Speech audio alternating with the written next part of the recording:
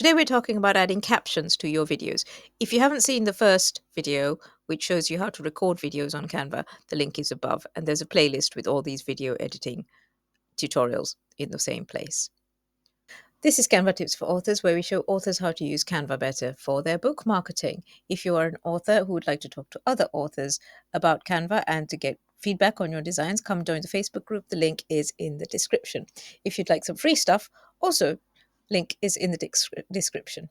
Okay, this is part of a series of videos on how to manipulate video in Canva. It's all getting a bit meta, videos about videos. So today is about captions. So what we're going to do is I'm going to start with a video that I've already recorded. So it's me talking to screen.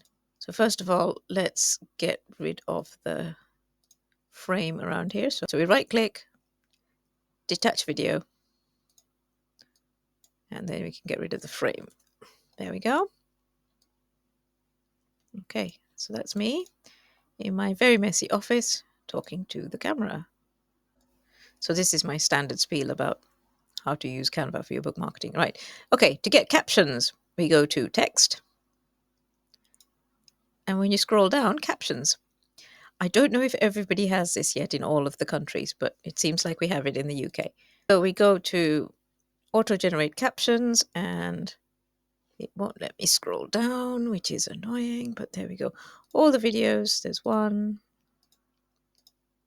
That one doesn't have any audio. Okay, that makes sense. There we go. And it will take a few minutes to create your captions. While we're waiting, I can tell you that I don't get paid for making these videos, and if you'd like to say thank you, you can buy me a cup of tea. The link is below. Okay, well, that didn't take very long. Here we go. We have captions now. So what we can do with these captions is they're not like fancy like Instagram ones. You can turn it into 2 lines. You can make them a bit bigger. You can change the color of them. You can change the font of them. Let's go for Glacial Indifference, which is my favorite font.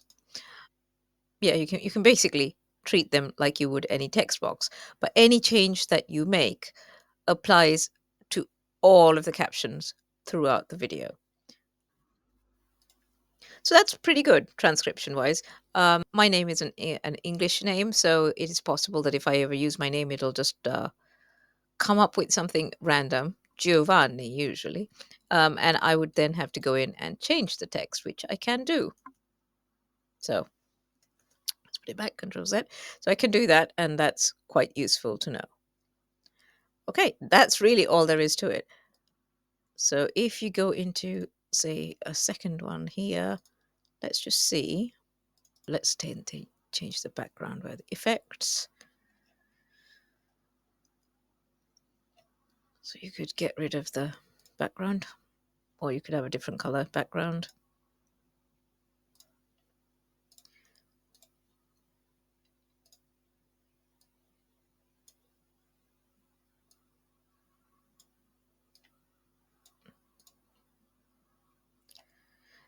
So in each clip, you can have different changes to the font.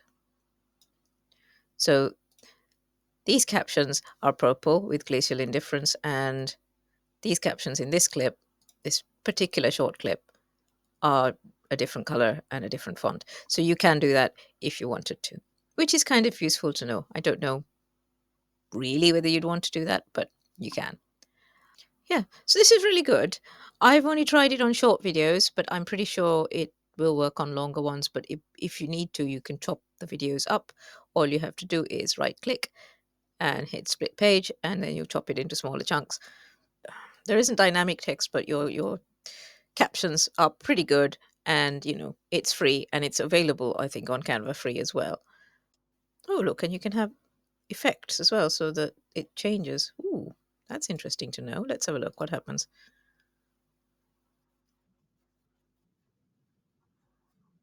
See what happens if you do it on both.